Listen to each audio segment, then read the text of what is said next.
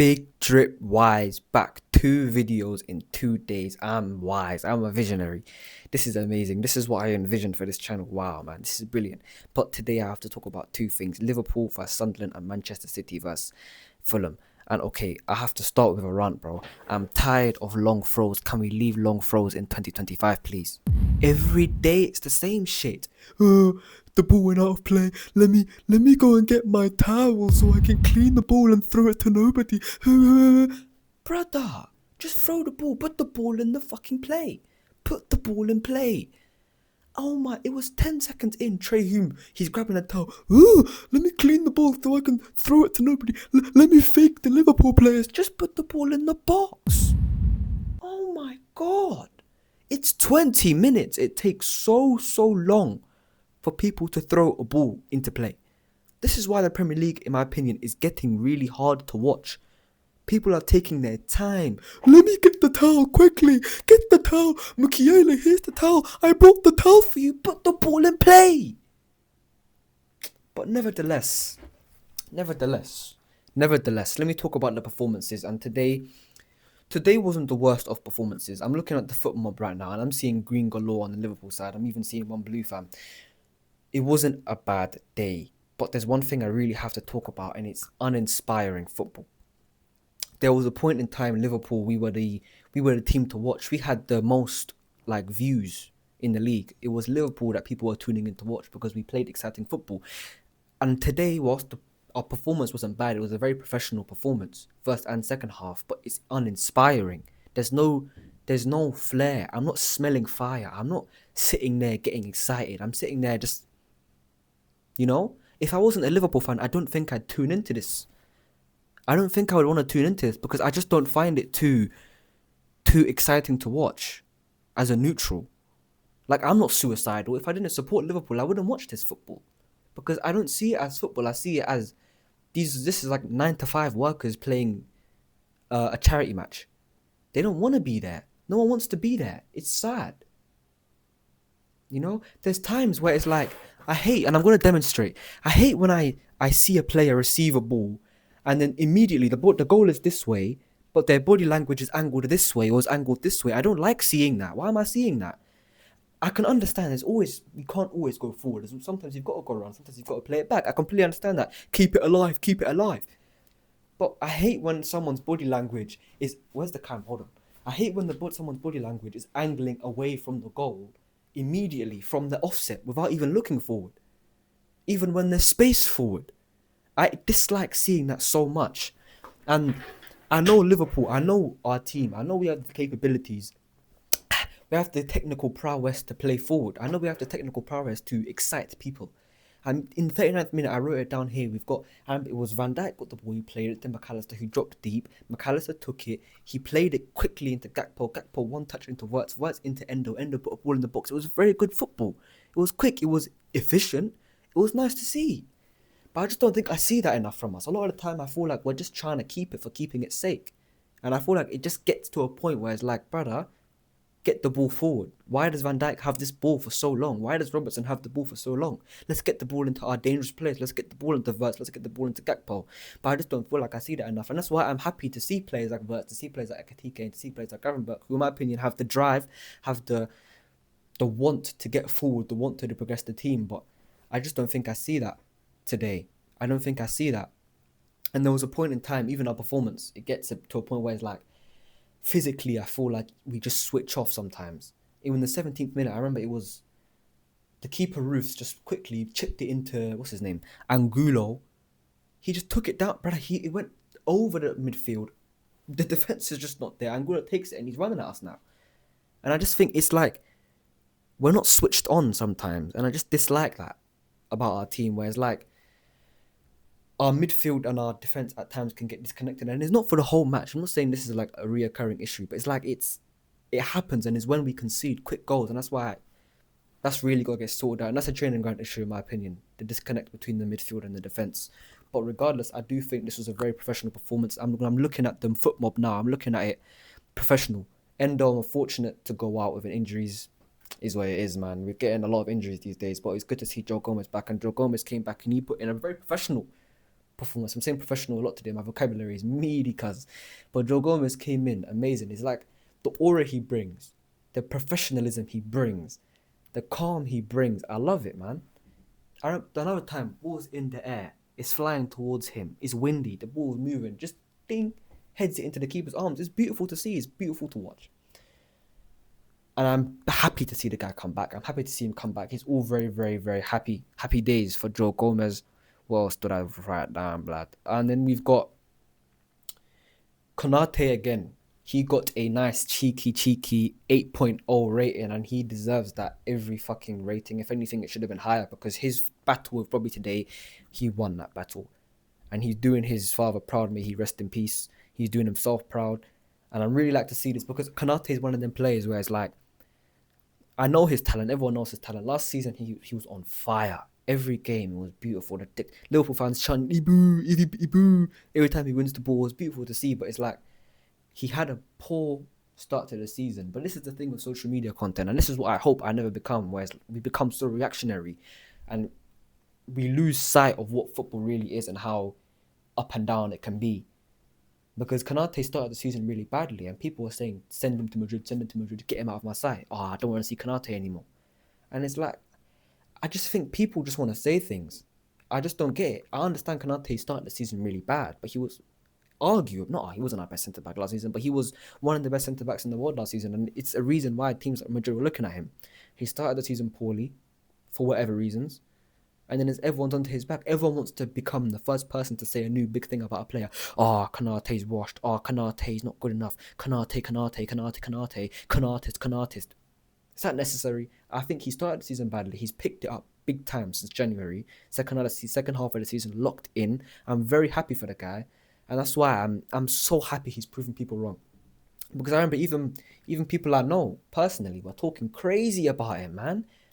Insane to see, and I really don't enjoy seeing stuff like that, especially about players, and especially for players like Florian Wirtz, where we know again the quality of the player comes in, poor start to the season, and suddenly everyone wants to be the first to sign his death sentence. Everyone wants to be the first one to write him off. Pundits talking crazy, social media content creators talking crazy, people in the pub talking crazy. It's getting mad now, bro. Okay, and I really believe Konate is a player that you want to keep for generations and generations. You want him to stay until he's 35. He's that sort of player, and I really enjoy him. I really enjoy his presence at the back. His battle with Bobby today, he won that spectacularly amazing performance. Gakpo is another person I really want to talk about, because today he was dangerous. Today he did his thing, and I'm a big critic of Cody Gakpo. I personally, I think he's everything that I just described at the start of the video about uninspiring. I don't think he inspires me. He still doesn't inspire me. Today he was dangerous. I will give him his flowers. But the players are one-trick pony, in my opinion. Cut inside, bang. And again, I'm not trying to be reactionary here. I was saying this last season where I feel like his bag is very, very limited. But today I will give him his flowers. He performed very well. Got a cheeky, 7.5 rating on the FootMob today. Did his thing. And I want to talk about Sunderland real quick as well, because they put in a shift. And it was like, you can tell their priorities today were, the commentators were saying that they gave us a lot of respect. And I do believe they gave us a lot of respect, especially in that first half. They were sitting back a lot, and that's where Dan Ballard shined big time today. The brother's a serious centre back. And if he was English, I know people would be talking about who I think he would be the guy starting next to Gahey if he was English. I know he's Northern Irish, he's not going to, but if he was English, I do believe he'd be getting those shots. And I think he's a solid player, fam. Mukiele got a cheeky rating as well. Dan Roofs is a serious keeper. Claimed every cross that came at him today. Unfortunately for him, Van Dijk, cheeky header. It was an own goal, a very scrappy goal he conceded today. But all in all, I think he put in a very good performance. But Curtis Jones on the floor today, we all saw that at the end. But all in all, I think he's a very, very good keeper. And I do believe, I don't know how old he is. Let me actually check that real quick. I don't know how old he is, but if he's young enough, I can see him there. He's 23, plays for Netherlands. I can imagine him later on in his career becoming the Netherlands number one and probably moving to a bigger team and having a big career for himself, because this guy... Let me check Ballard's age as well. Yeah, Ballard's 26. He's coming. He's entering his prime now. I can imagine him moving, but I don't know. I'm not quite sure for now, but he's one of the shining centre-backs in this league currently, in my opinion. Very, very good centre back. Second half, I want to talk about. We came out a lot better. That's when first half is when I wrote down about is when I wrote it down about us being very uninspiring because I felt we were just playing it too safe, playing it a bit too boring. But second half we came out, we played a bit better. Ekitike was unfortunate today. He didn't have a great game. He demanded the ball, but he wasn't receiving it. But shit, it is what it is, bro. But yeah, man. Curtis Jones, yes, Curtis Jones is someone I wanted to talk about because Curtis Jones came on. Curtis Jones is someone I feel bad for, man. You know, I said this way back in like 2020, 2021 when he started breaking through, right? Curtis Jones has a swagger. He has a swagger about him that I like to see in midfielders. It's like it's in the hips. It's in the hips, you know, when they move their hips. It's in the hips. The swagger's in the hips. He has a swagger. I'm not saying that he is Iniesta, but it's a swagger that he doesn't have Iniesta swagger, but it's like a swag that Iniesta has, a swag that Xavi has. He has his own swag too. And I like that in the midfield. I like that swag. He carries himself really well. On the pitch today, he was running about the pitch, putting himself in places, chasing down second balls. A very good performance from him. Good cameo, but I feel bad for him because one, I think Liverpool fans are very harsh on him. I don't think he gets the respect he deserves. I don't think he gets the respect he deserves when it comes to when we talk about the England setup. I don't think he gets the respect he deserves. I never hear his name mentioned, even to be on the bench. I don't really ever hear his name mentioned, even though he's a midfielder that has qualities that would be very, very useful in an international team.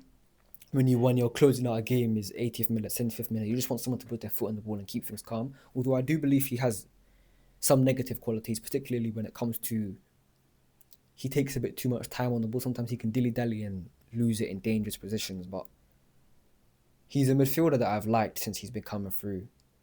And I really enjoyed his performances, but I do think it gets a bit harsh. I'm looking at his rating now. It's 6.8. It's nothing special. He was only on the pitch for 15 minutes, but what he can do...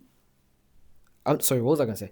It's the fans that I think were very unfair with him. When we talk about, he's one mistake, and it's like, again, it's the reactionary stuff that I don't like seeing on social media, where it's like, he might make a mistake in a game, which is stuff he needs to really eradicate from his game, and then all of a sudden it's, get him off, Curtis Jones, here we go again. And I don't like that about him, because I think he's more often than not a very, very, very good player.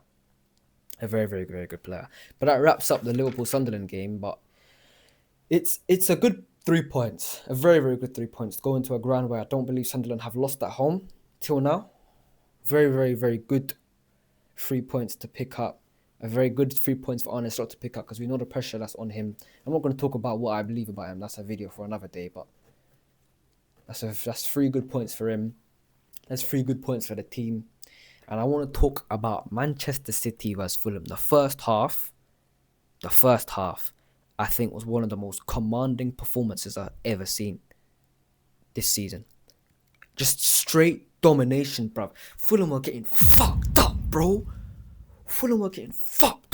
It was so peak. It was so sad to see. They were getting kicked. It was like, you know, when someone in the end is getting beat up, he's getting kicked. His head's getting kicked. I was like, flipping out, relax. The press was just insane. The press wasn't normal. It was so suffocating. I started to get tired. I started putting my hand on my heart. I was going, looking at this press, bro. I felt bad for them, fam. Iwobi couldn't breathe, bro. Sanderberg couldn't breathe, bro. They lost the ball immediately. They were coming for them. And there's a specific man I want to talk about. Let me go to their football real quick. There's a specific man I want to talk about today, and that is Mateus Nunes, man. Insane performance.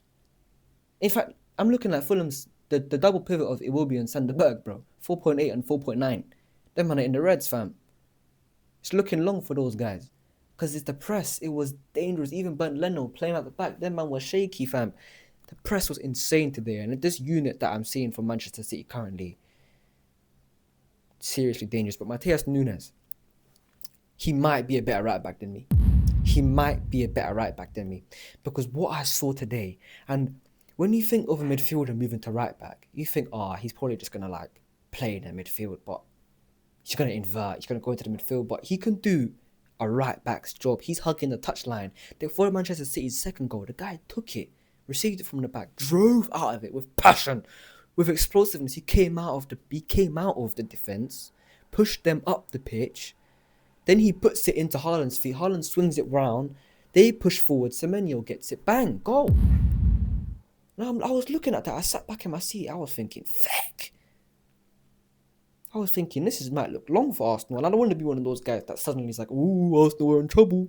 But it's like, if Man City can perform like that week in, week out, Arsenal have serious problems on their hand. Because as good as I think Arsenal are, I don't think I've seen Arsenal really fuck up an opponent like that in one half.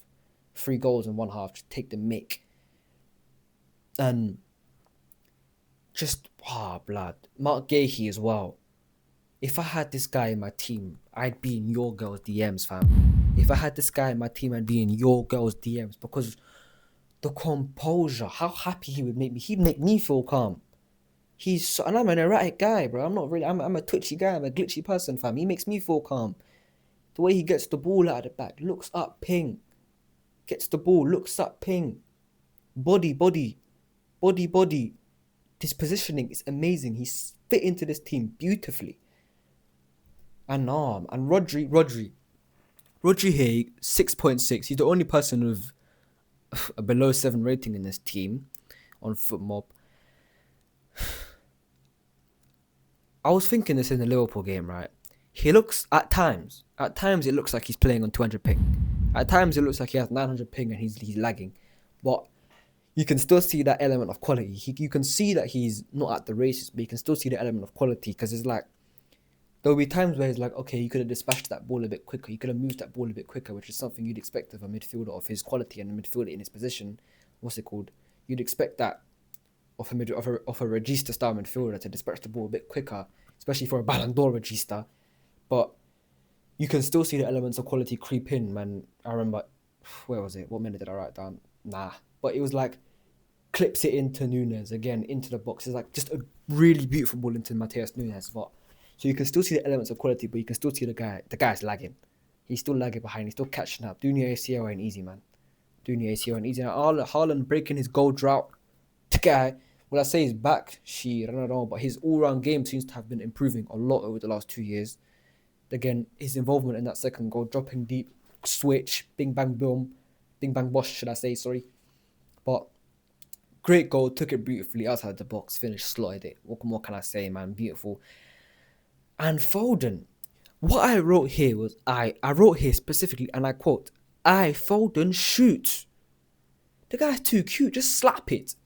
There was a point where, just slap it. Like, he got it into a great position, just slap it, bro. Just slap it, man.